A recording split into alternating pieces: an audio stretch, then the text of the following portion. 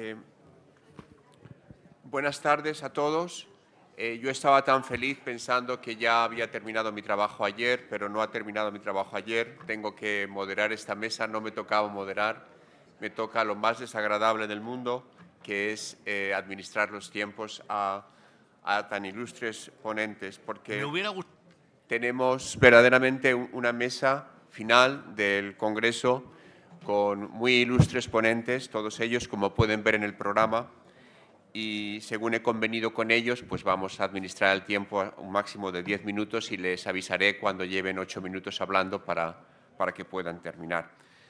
Esta última mesa versa sobre los retos de la descarbonización de la industria del gas natural, los gases renovables, el hidrógeno y la seguridad del suministro.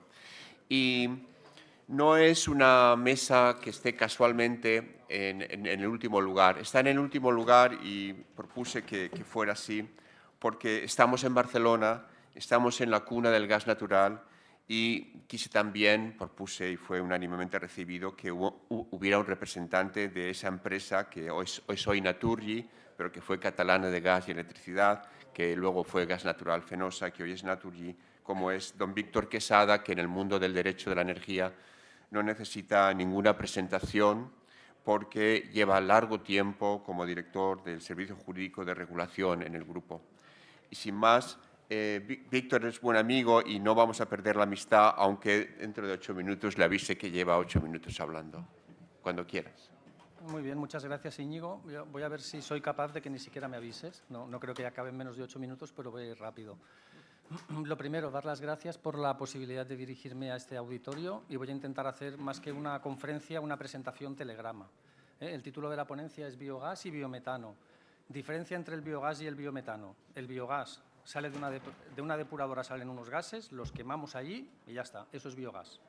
Biometano, ese gas lo cogemos, lo tratamos y lo podemos inyectar en la red. A eso le llamamos biometano. ¿Por qué hay que tratarlo? Porque el gas natural que va por la red debe tener unas determinadas características. El biogás, si lo usamos simplemente para quemarlo y calentar un tubo de agua, no hace falta tratarlo de ninguna manera. Se entiende la diferencia, ¿verdad? Biogás lo quemamos directamente, biometano lo tratamos y entonces ya lo podemos inyectar en la red. Esta es una diferencia importante por lo que diré a continuación.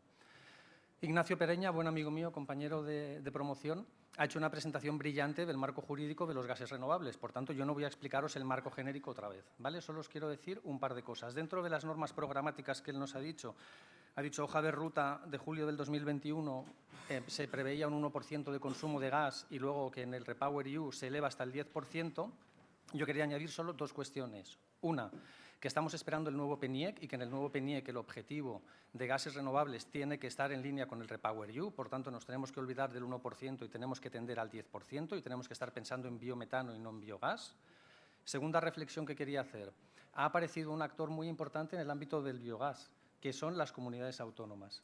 La comunidad autónoma de Valencia ha sacado ya una hoja de ruta del biogás que tiene tres cuestiones o tres puntos fundamentales. Primero, apuesta claramente por la inyección, es decir, apuesta por el biometano. Segundo, apuesta por la colaboración público-privada, prevé que el 40% de las plantas de biometano que se instalen tengan financiación pública y el 60% tenga financiación privada. Y el tercer punto, se plantea como objetivo a 2030 que el 65% de la demanda doméstica de gas se cubra con gases renovables, es decir, que el 65% del gas que se consuma en los domicilios de la Comunidad Valenciana tenga su origen en un gas renovable. Siguiente mensaje que quería trasladar, lo ha explicado muy bien Ignacio, normativa fragmentaria. No solo normativa fragmentaria, sino que tenemos un legislador que no sabe lo que quiere hacer con los gases renovables. ¿Por qué digo que no sabe qué es lo que quiere hacer? Porque aprobó dos reales decretos leyes separados entre sí 6 meses con una regulación absolutamente contraria, contradictoria. ¿Cuál? El Real Decreto Ley el 6 del 2022 y el 18 del 2022. ¿Qué hacía el 6 del 2022? Modificaba el artículo 78 de la Ley del Sector de Hidrocarburos, que es el de las líneas directas, y decía, cuando se construye una conexión para llevar el gas desde una planta de biometano hacia el sistema gasista, eso es una línea directa, y como línea directa que es, no tiene derecho de servidumbre, no puedes establecer servidumbres para construirla, ni tienes derecho de expropiación forzosa. Por tanto, te estaba poniendo una cortapisa muy grande para poder desarrollar, porque de alguna manera hay que llevar el gas desde la planta hasta la red si lo quieres inyectar. Y si te has de poner de acuerdo con todos los propietarios de los terrenos, no vas a llegar nunca. Y añadía además una disposición adicional 38 a la Ley del Sector de Hidrocarburos que decía, y cuando esa línea, cuando esa canalización sea no para inyectarlo en la red, sino para usarlo directamente ese gas sin inyectarlo en el sistema gasista, a esa sí que le doy la expropiación forzosa y el derecho de servidumbre de paso. Con lo cual dijimos, oye, la apuesta del legislador está clara, está por el consumo on-site, quiere que los gases renovables no se inyecten en la red, sino que se consuman con canalizaciones de cercanía. ¿Cuál es nuestra sorpresa cuando en el mes de octubre vemos que se publica el Real Decreto Ley 18/2022? ¿Qué hacen con el Real Decreto Ley 18/2022? Vuelven a modificar el artículo 78 de las líneas directas. ¿Qué modificación introducen? Siguen diciendo que la línea que va desde la planta hasta el sistema gasista es una línea directa, pero dice, esta va a ser una línea directa rarita y esta sí que va a tener el derecho de servidumbre y el derecho de expropiación forzosa. Y la disposición adicional que habían introducido la mantienen. Por tanto, empate. Biogás, biometano, empate, que decir, ahora ya todos tenemos derecho de servidumbre y todos tenemos derecho de expropiación forzosa. Estupendo, pero ¿no lo podíamos haber pensado en vez de decir dos cosas contradictorias en un plazo de 6 meses? Entonces, pedirle al regulador certidumbre, seguridad jurídica, pues yo creo que es lo mínimo que le podemos hacer, que se paren, que piensen y que en vez de sacar hojas de ruta piensen qué quieren hacer con los gases renovables. Y para acabar, Íñigo, igual cumplo el reto, Para acabar, solo 3 reflexiones finales, muy rápidas. La primera de ellas, en la presentación que hizo Enagas del sistema gasista de este año dio un dato que me llamó la atención. Dijo que de la energía que se consume en España, la energía que proviene del gas es un 40% superior a la que proviene de la electricidad. Y yo pensé, ¿eso cómo puede ser? Claro, porque una gran parte del gas se dedica para producir electricidad. Es decir, energía consumida, mucho más gas que electricidad. Y yo pregunto, ¿es realista pensar que vamos a prescindir del gas en el corto plazo? Yo creo que no. Si es más el gas que la electricidad, ¿cómo vamos a prescindir del gas en el corto plazo? Siguiente pregunta.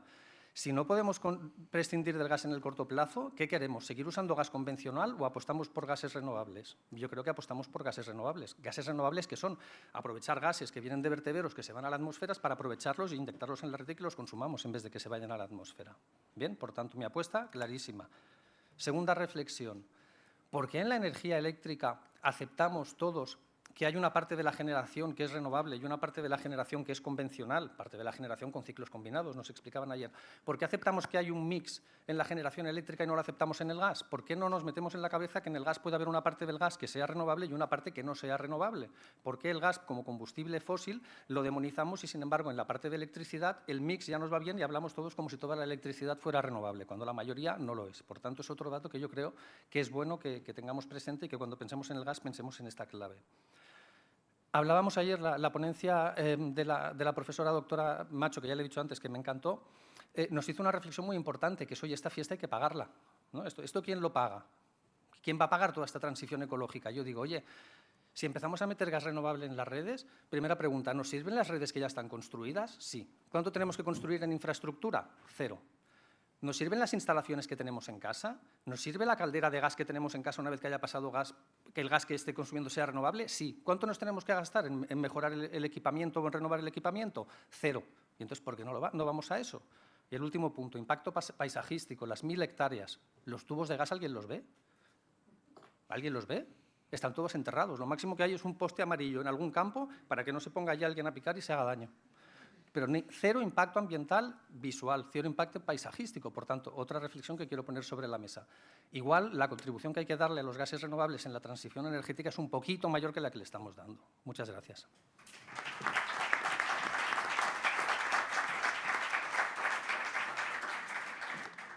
Muchísimas gracias, Víctor. Verdaderamente es admirable porque es que has consumido 8 minutos, no los 10.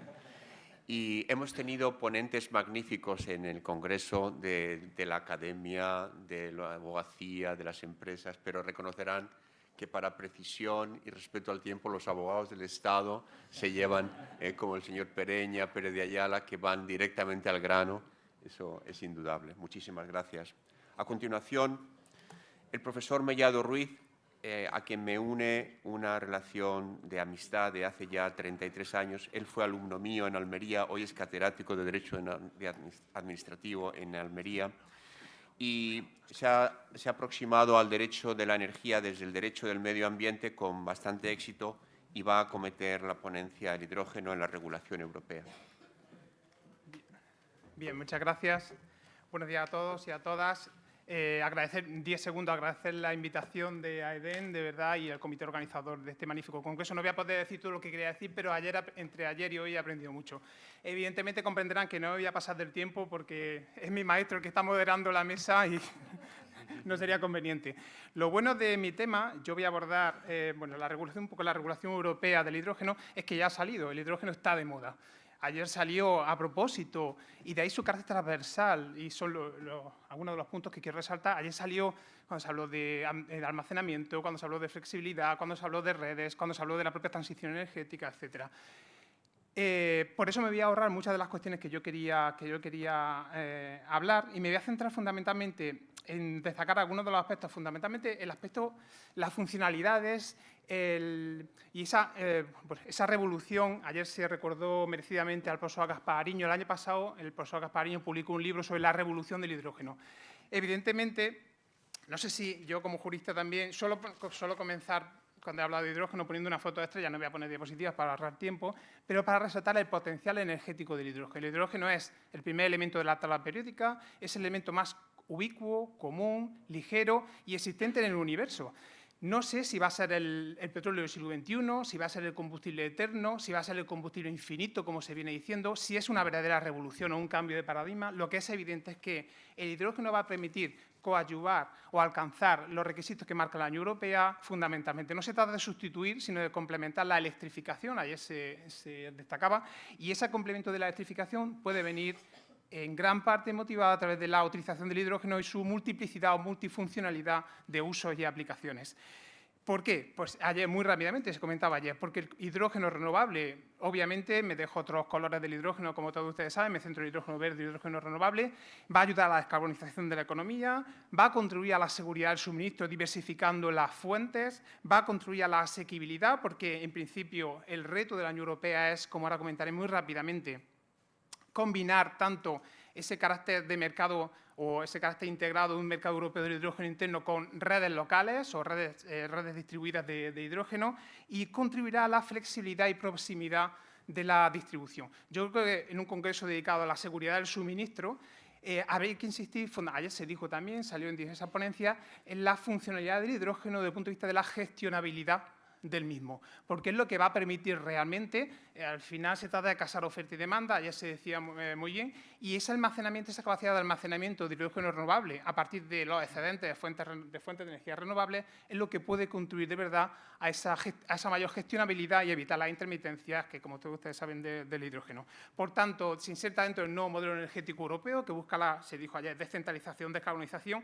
Insisto en dos notas, las otras dos Ds que no se dijeron. Democratización, porque la Unión Europea insiste, uno de los dos pilares es se ha dicho esta mañana, el consumidor en el centro. Se trata de ir más allá del mercado, como se ha dicho por algunos autores, y se trata de capacitar a los consumidores finales en ese nuevo mercado que pretende la Unión Europea muy ambiciosamente en materia de hidrógeno renovable. Y digitalización, que también se ha dicho, porque lógicamente se busca el control, seguimiento, trazabilidad, certificaciones de origen, etcétera, y para eso es necesario redes inteligentes, que tampoco me detengo. Respuesta a la estrategia europea.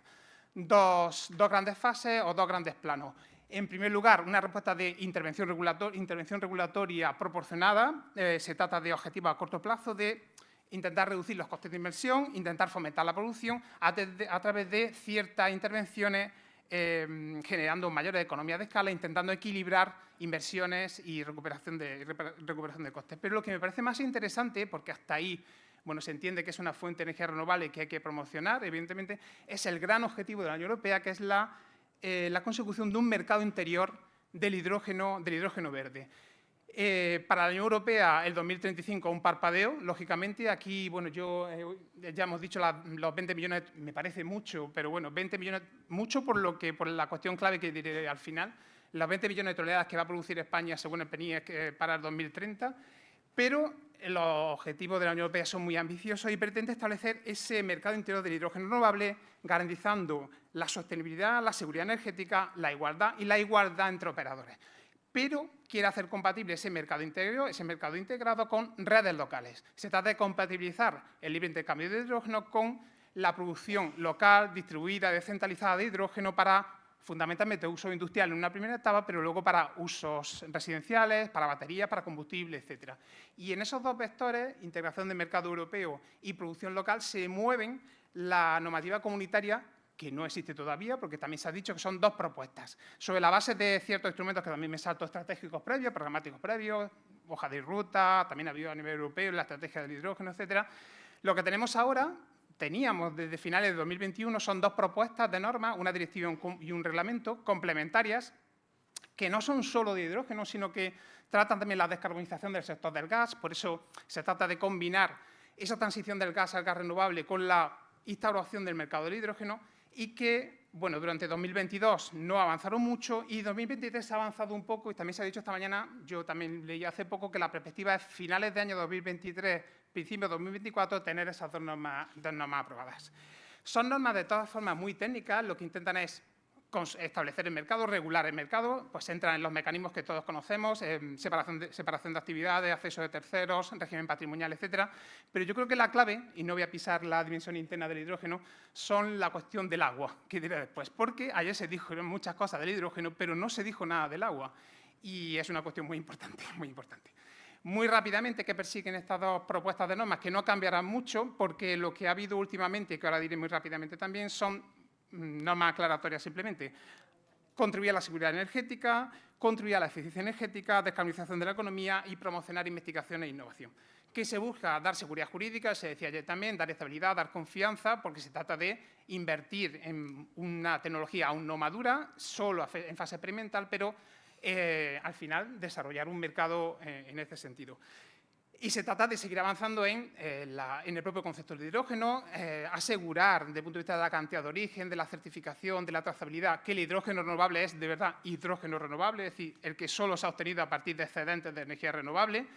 Por eso se trata de dejar la clasificación por colores, que todos hemos conocido, y pasar a una clasificación según evaluaciones científicas integradas del ciclo de vida de la producción del hidrógeno. Se trata de insistir en la certificación, en las garantías de origen, etcétera, etcétera.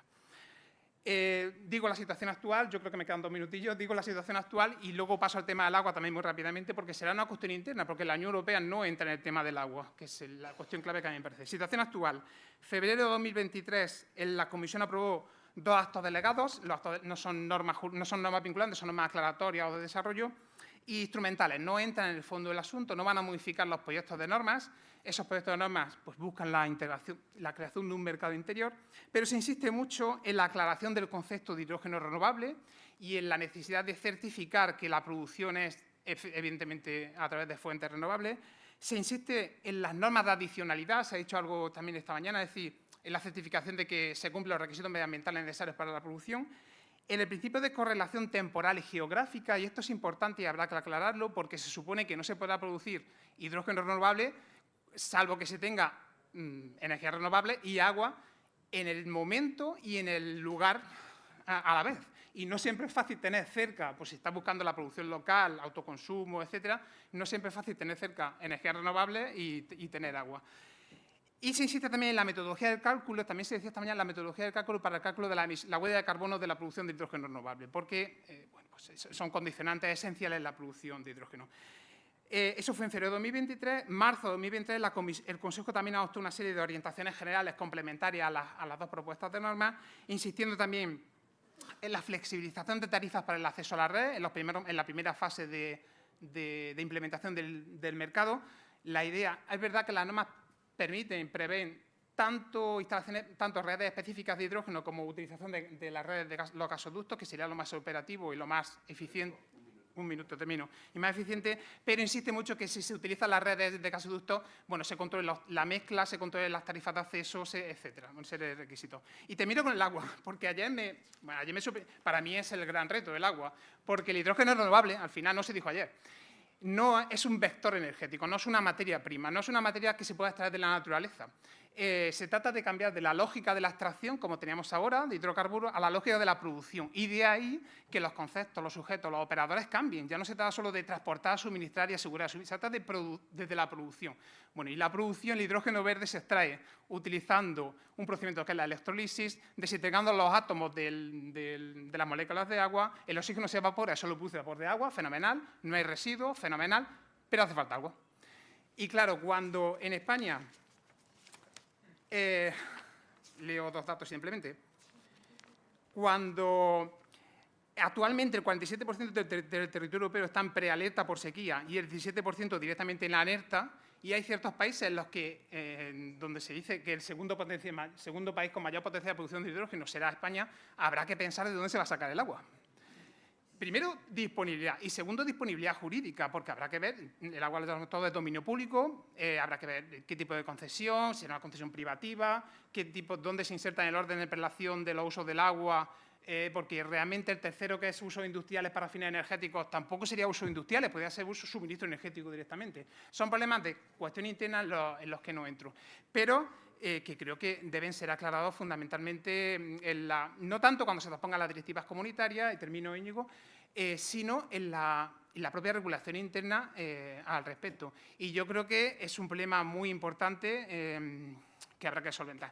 Última idea, se está hablando ya del biohidrógeno renovable. El biohidrógeno renovable, porque todavía no está, pero ya estamos siguiente, no se extrae del agua, de la desintegración de la meluca, se extrae de los residuos. Enlazaría con la idea de economía circular y se trataría de utilizar los residuos orgánicos ganaderos, la propia reutilización de los fangos de agua después de la utilización para producir gases de los que se obtendría hidrógeno. Claro, el proceso sería más complejo, sería más costoso que la simple desintegración, la simple producción, pero puede ser la solución al, creo, grave problema que sería la disponibilidad de agua suficiente para la producción de hidrógeno renovable. Siento las prisas de verdad y espero haber aclarado un poco las cuestiones fundamentales. Muchas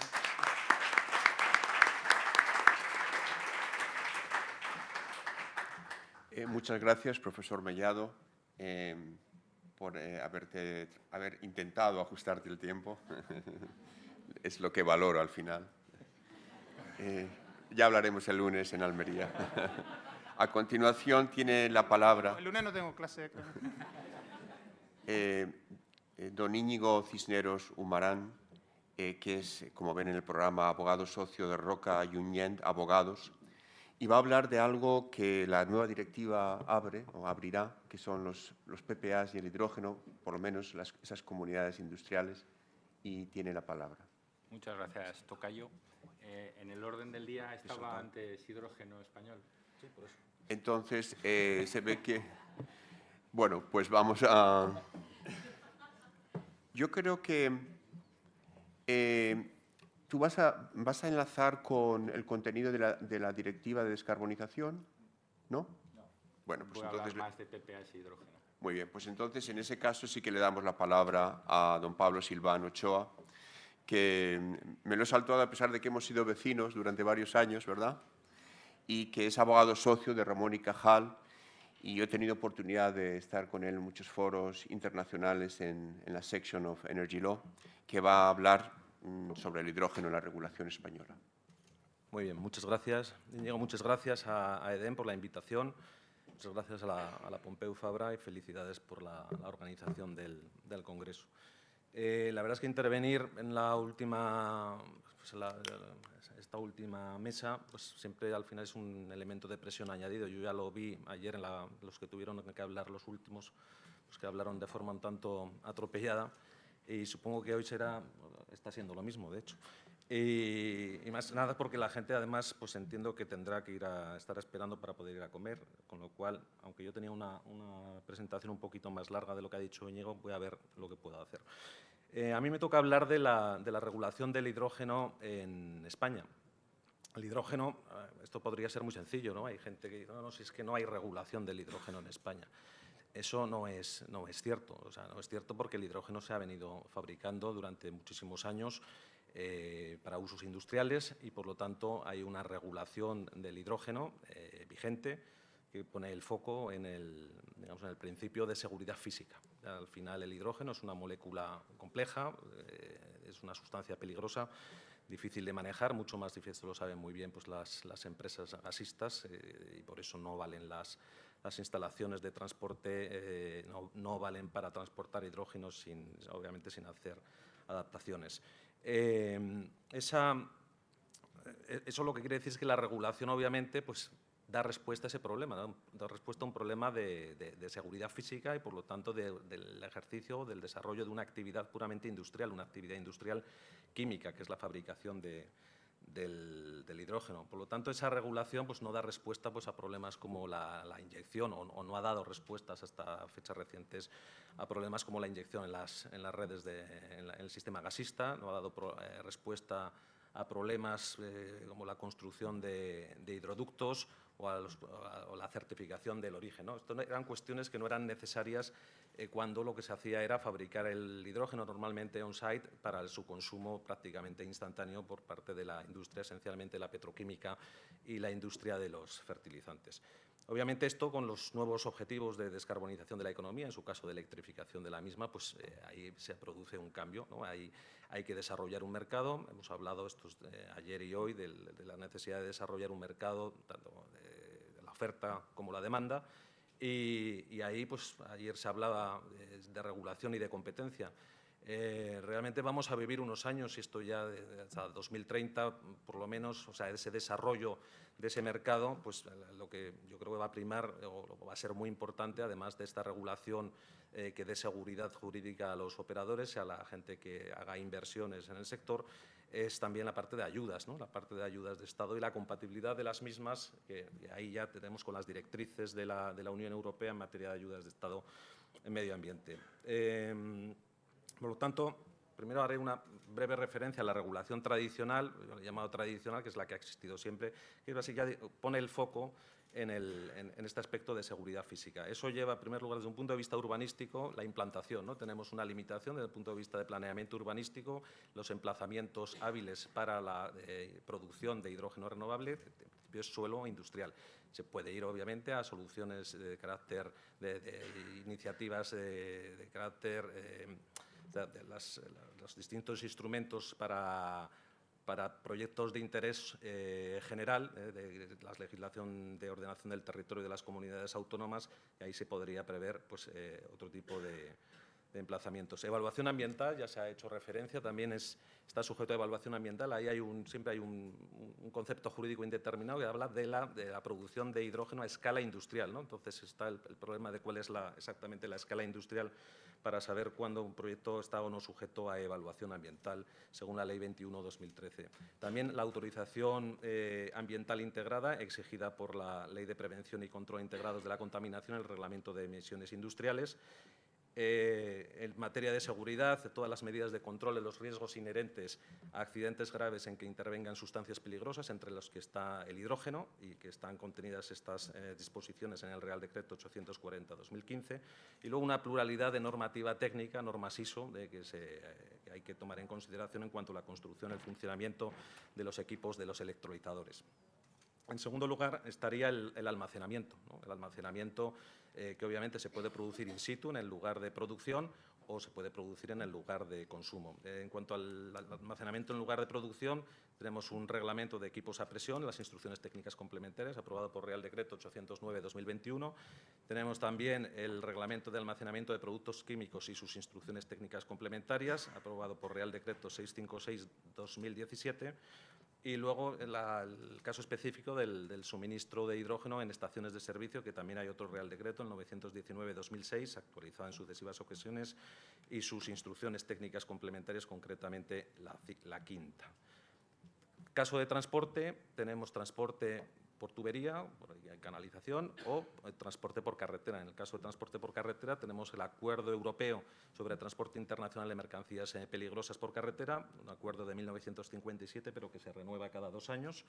El transporte a través de las redes existentes de gas natural, yo creo que ya se ha hecho referencia. Yo creo que ahí el punto de enganche, aunque el hidrógeno no es un hidrocarburo, por lo menos yo no soy químico, pero entiendo que no hay carburo, o sea, no hay carbono.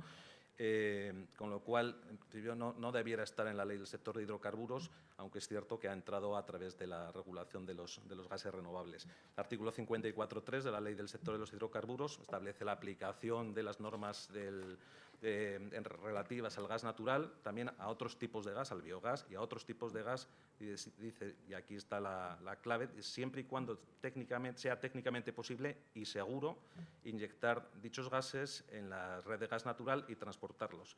a cuyo efecto se deben establecer los requisitos que garanticen la seguridad, y por eso son requisitos de calidad, de tener esos otros gases para poder ser inyectados. Esto, a su vez, es una remisión a las normas técnicas del sistema gasista, concretamente a la quinta y al protocolo de detalle, al primero, al PD01, que exige que se otorgue un certificado para garantizar precisamente que los gases cumplen las especificaciones establecidas en el apartado 2 en el apartado 5.2, que son, al final, esos gases tienen que tener un contenido mínimo de metano del 90% y un contenido máximo de hidrógeno del 5%. De todos modos, lo del contenido máximo, esto se está hablando continuamente de si se va a elevar o no se va a elevar, ahí hay una discusión. Incluso las consideraciones generales, yo lo último que leí del Consejo respecto de la propuesta de directiva de reglamento del paquete de gases, incluso reducirlo. Pero bueno, cambio de visión, obviamente. Esto era la regulación tradicional, es una regulación que se va a seguir aplicando, es decir, el hidrógeno va a seguir siendo igual de peligroso aunque hayan cambiado los objetivos. Y en ese sentido, pues ese cambio de visión, ya se ha hablado de la directiva de renovables, del Pacto Verde Europeo, del Fit for 55, del REPowerEU, todo y luego de la traducción al derecho nacional, básicamente en la ley de cambio climático y transición energética, la ley 7/2021, que lo que establece pues, es una consideración más bien de carácter programático, es decir, el fomento de los gases renovables mediante la aprobación de planes específicos. Y a partir de ahí pues, es como una carta de los Reyes Magos, objetivos anuales de penetración, sistemas de certificación, regulaciones que favorezcan el uso industrial directo, el uso en soluciones de movilidad, la inyección en el sistema gasista. Esto mismo pues, lo hace ya con el PNIEC y la hoja de ruta del hidrógeno. El nuevo marco, bueno, yo no repetiré, ya lo comentaron Diego e Ignacio, ¿no? las modificaciones introducidas en 2022 en la Ley del Sector de Hidrocarburos, en la disposición adicional 38ª en cuanto a las canalizaciones aisladas y la del artículo 78 en cuanto a las líneas directas, ya está tratado con anterioridad.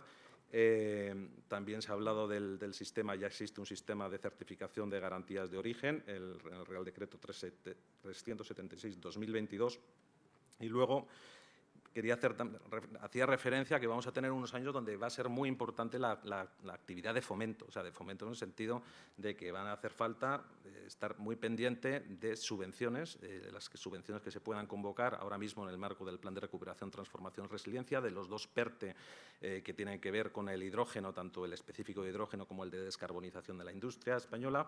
Y en ese marco pues ya hay algunas convocatorias, algunas digamos de carácter para actividades más D+D, como las de la Orden 1444/2021 en cuanto a los incentivos de la cadena de valor innovadora y de conocimiento de hidrógeno renovable. Y luego, ya para proyectos ya específicos, la Orden de 1445/2021, incentivos a proyectos pioneros y singulares de hidrógeno renovable. Ya ha habido una primera convocatoria cerrada, ya se publicó en abril la resolución definitiva de los proyectos que han resultado beneficiarios y se acaba de hacer una segunda convocatoria con 150 millones de euros para nuevos proyectos. Eso al margen, obviamente, de lo que pueda venir en lo sucesivo, ya se ha anunciado, y como reacción también a la Inflation Reduction Act de los Estados Unidos, de las subastas que se van a convocar desde la Unión Europea. Perdona, llevas ya 10 minutos. Pues termino en uno más. Entonces, bueno, va a ser importante, están también los proyectos importantes de interés comunitario europeo y incluso alguna, que es una excepción en la Ley General de Subvenciones, el otorgamiento directo de subvenciones, como se ha producido, por ejemplo, con el caso de ArcelorMittal, que me parece estaba en el BOE 450 millones de euros, más o menos, para cambiar los altos hornos de Asturias por hacer una acería verde. Y ya por último, dentro de la actividad, o sea, ¿qué es lo que falta, ¿no? Pues al final se dice de la complejidad, o sea, tramitar un proyecto de hidrógeno pues es el doble de difícil de tramitar un proyecto de energías renovables al uso, o sea, un proyecto de electricidad. ¿Por qué? Porque al final tenemos, pues depende, ¿no? O sea, siempre podríamos consumir la electricidad de la red, siempre a través de una línea directa, pero se está hablando de muchos proyectos integrados, es decir, que tiene el mismo promotor, la instalación de generación renovable y la instalación de producción de hidrógeno. Antes ya se ha hablado de la permisología de las instalaciones de generación renovable. En cuanto a las instalaciones de producción de hidrógeno, pues ahí hay hay menos claridad, ¿no?, sobre quién es competente para… O sea, la competencia, en principio, parece que es de las comunidades autónomas en cuanto a las autorizaciones sectoriales. Está toda la tramitación ambiental a la que ya me he referido con anterioridad. Y al final, Lorenzo se ha referido a un tema que es importante, ¿no?, que se nos olvida a todos, y es que hace falta agua, ¿no? Al final aquí podemos tener un contrato con el suministrador de la red, pero no parece tampoco muy realista si lo suyo sería tener una concesión del uso privativo del dominio público hidráulico. Pero ahí entramos otra vez en un ámbito pues, complejo, que es el de la planificación hidrológica, la prevalencia de unos usos sobre otros, y a mí me ha hecho gracia porque yo medio vengo de Asturias y la preocupación que ha manifestado Lorenzo probablemente es porque yo creo que está en Almería y entonces ahí el tema del agua se ve de otra manera. O sea, en Asturias el agua muchas veces sobra y en Almería parece que no hay agua y por eso… pero es un tema importante y es un tema que hay que considerar, por supuesto. Y una última mención, siempre tenemos un Estado descentralizado y, por lo tanto, iniciativas desde alguna comunidad autónoma. Muy interesante la aprobada en Extremadura, el Decreto Ley 1/2023, que declara de interés general la producción de hidrógeno a partir de energía eléctrica procedente de instalaciones aisladas de generación de energías renovables en Extremadura. Básicamente, lo que dice es que no hace falta autorización administrativa sustantiva, que los procedimientos son urgentes y que la declaración de interés general pues, conlleva la declaración de utilidad pública e interés social a efectos de expropiatorios y de imposición de servidumbres, no solo respecto de las canalizaciones, sino también respecto de la instalación de producción. Esto es una de las críticas que se ha hecho, ¿no? Sí. Se ha hecho una crítica de, al final, la disociación. Tendría que haber un procedimiento único en el que la instalación se pudiera hacer una única autorización, como si fuera una ventanilla única. Y ya termino. Muchas gracias, señor. Gracias a ti, Pablo.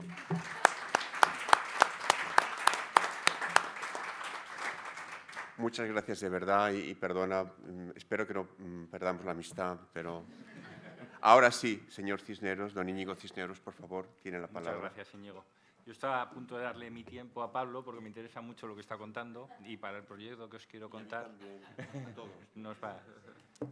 Parto también de los agradecimientos a EDEN y a la UPF y quería contaros a todos cómo surge mi invitación a este congreso, ¿no? Primero llamaron a Joan Roca como presidente del despacho al que pertenezco. Joan dijo, buf, de esto no voy a hablar yo, mejor que vaya Íñigo.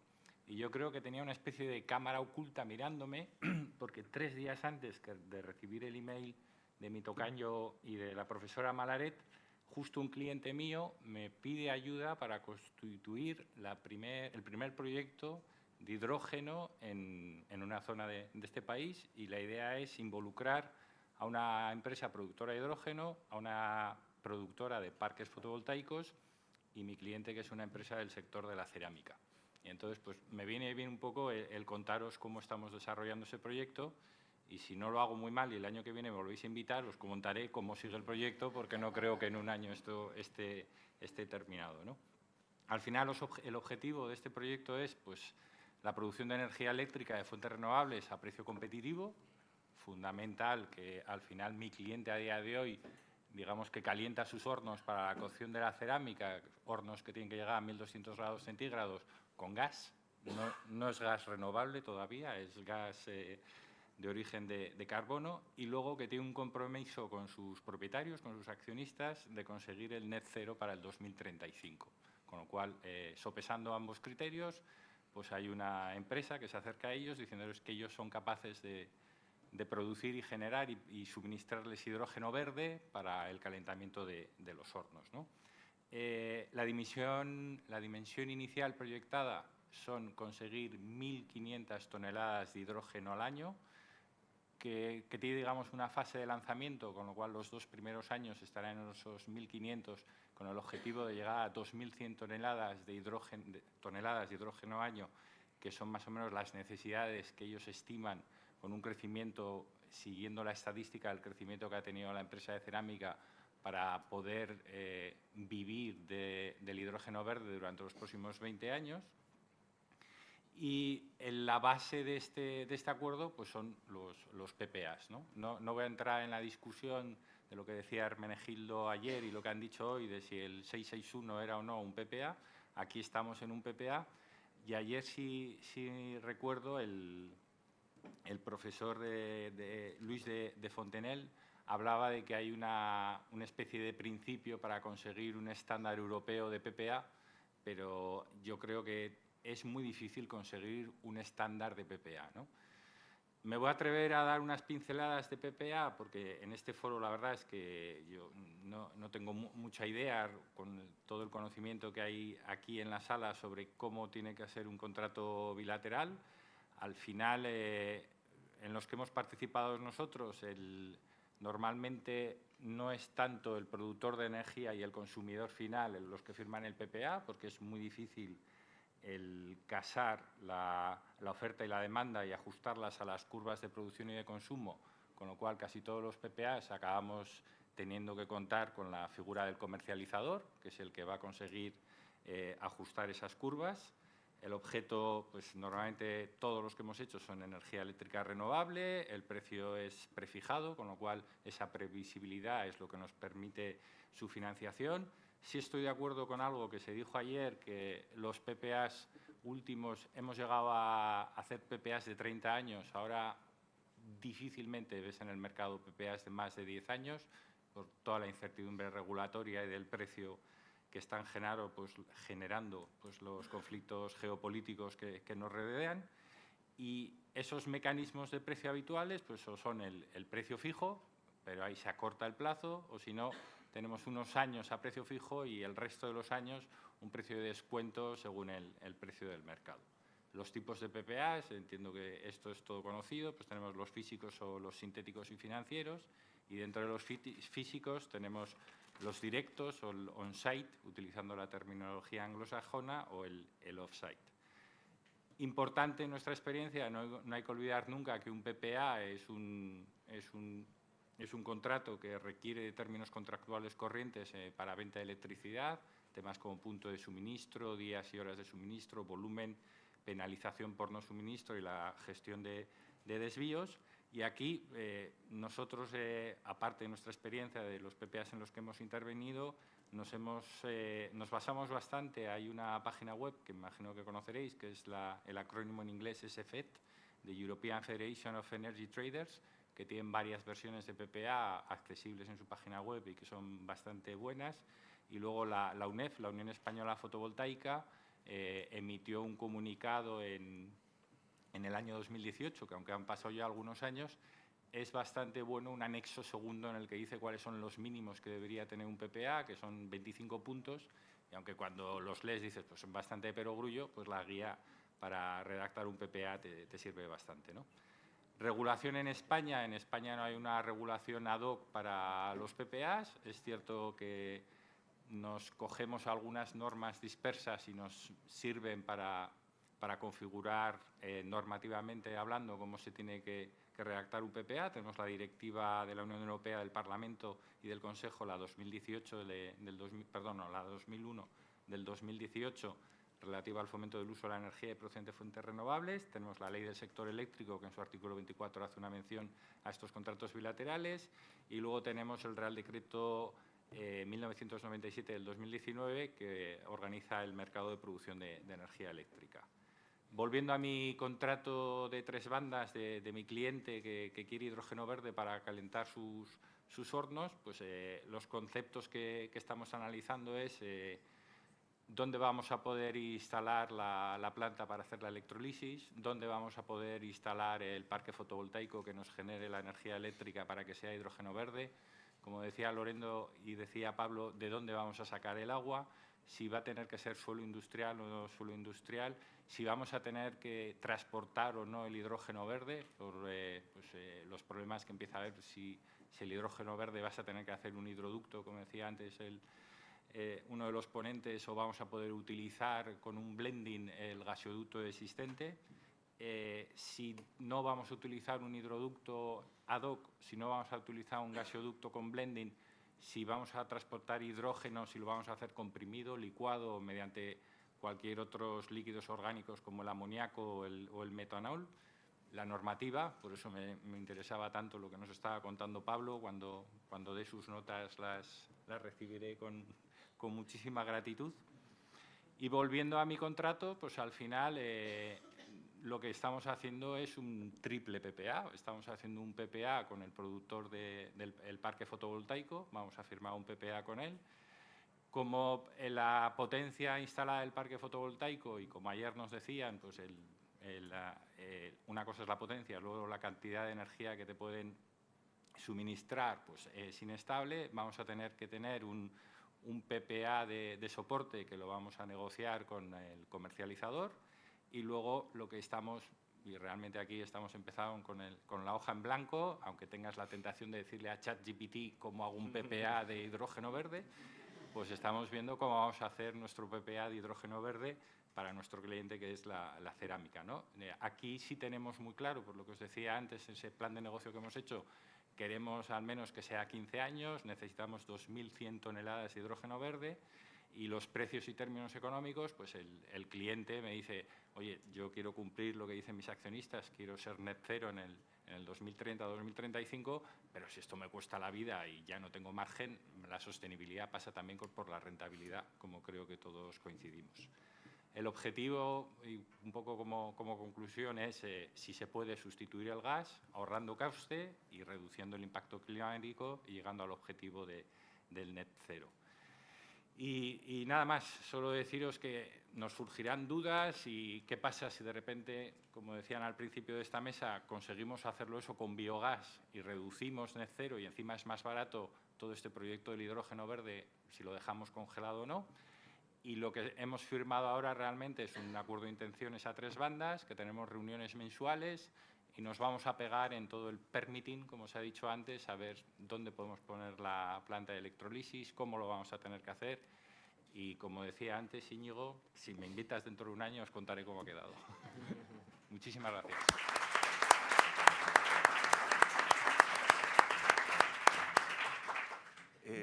Indudablemente invitaremos al señor Cisneros por el tema que ha abordado y por el nombre que le acompaña. Será muy bienvenido.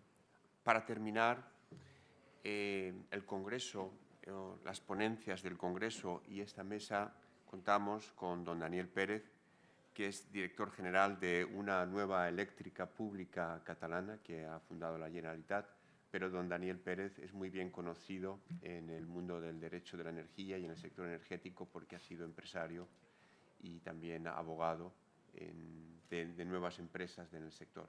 Muchas gracias y tiene la palabra. Muchísimas gracias, Íñigo, y muchísimas gracias a EDEN por la invitación.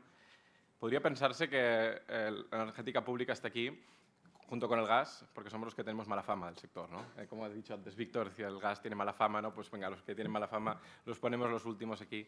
Pero no, la realidad es que yo tenía que estar en otra mesa de nuevos sujetos, pero bueno, por un compromiso pues tuve que cambiarlo ayer y estoy hoy aquí para explicaros la energética pública. Y espero que también la idea esta que a veces se tiene de las energéticas públicas de mala fama, como ha dicho Víctor brillantemente sobre el gas, ¿no? Y que, bueno, se puede cambiar esta visión y yo espero poder un poco daros algunas pinceladas, ¿no? ¿Qué es la energética pública? Bueno, la energética pública de la Generalitat es una empresa pública que tiene la función básica de suministrar energía 100% renovable propia al consumo de la Generalitat lo antes posible, ¿no?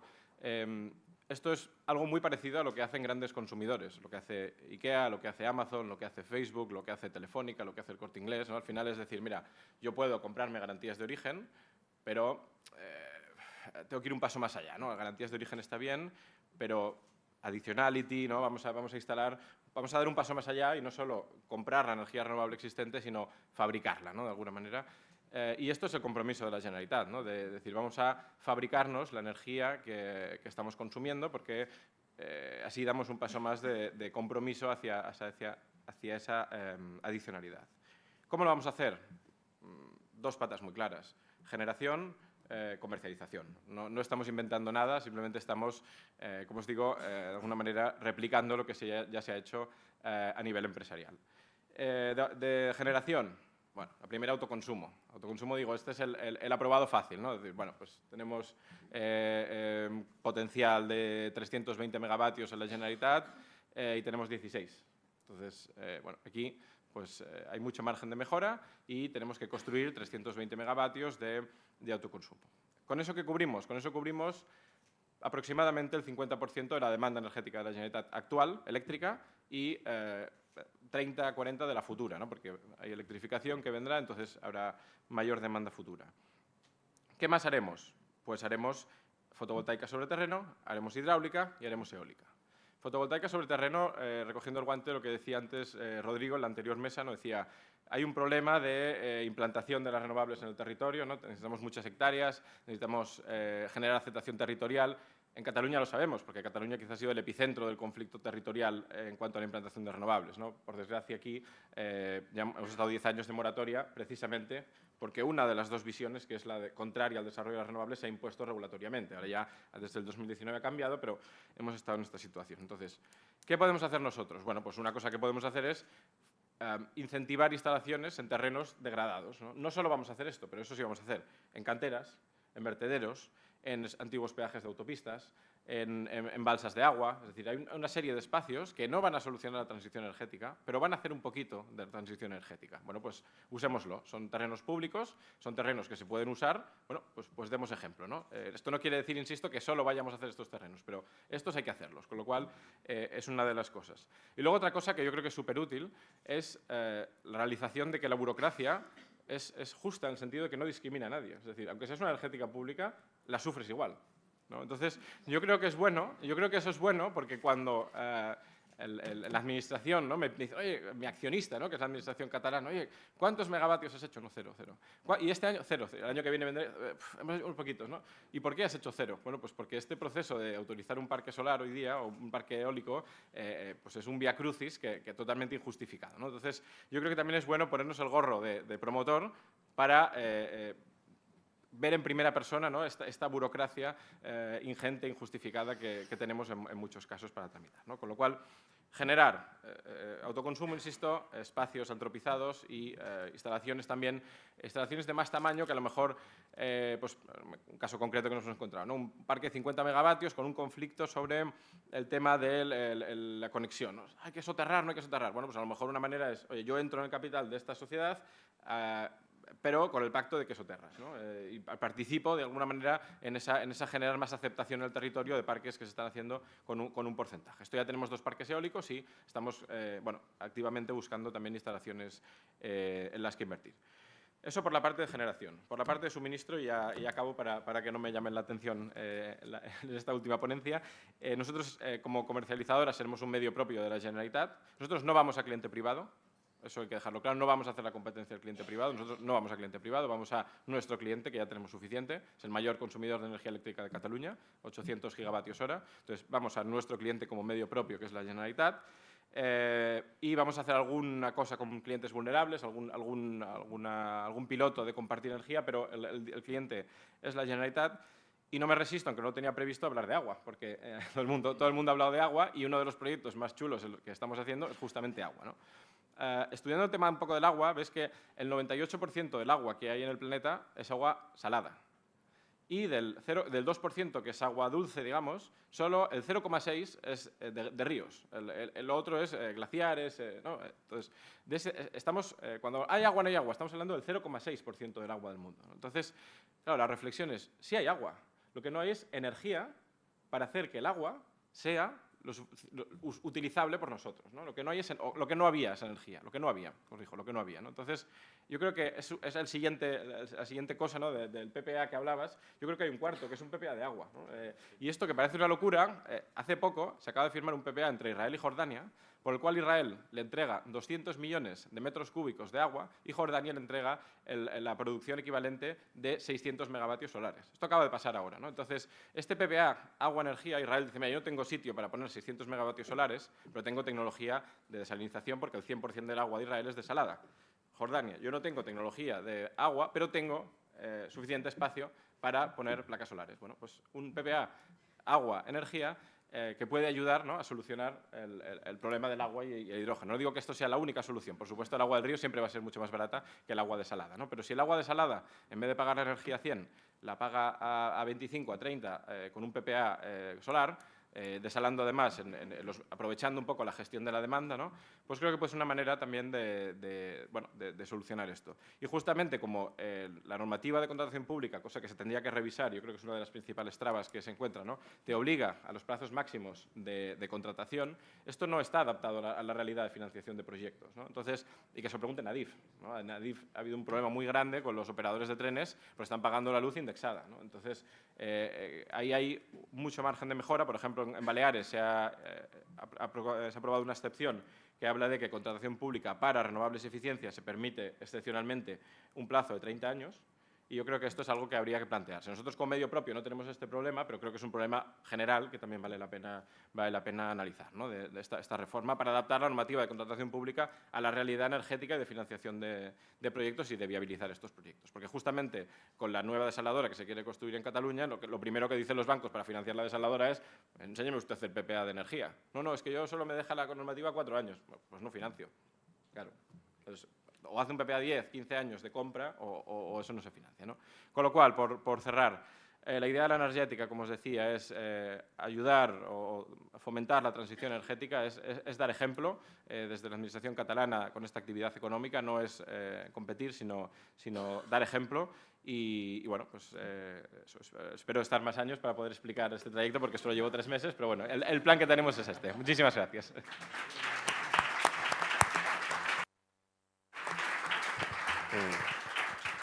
Muchísimas gracias, Víctor, Lorenzo, Pablo, Íñigo, Daniel. En este congreso ha ocurrido algo insólito, y es que en el segundo día había más público que en el primero. Y sin duda esto es debido a la grandísima altura de las ponencias de ayer.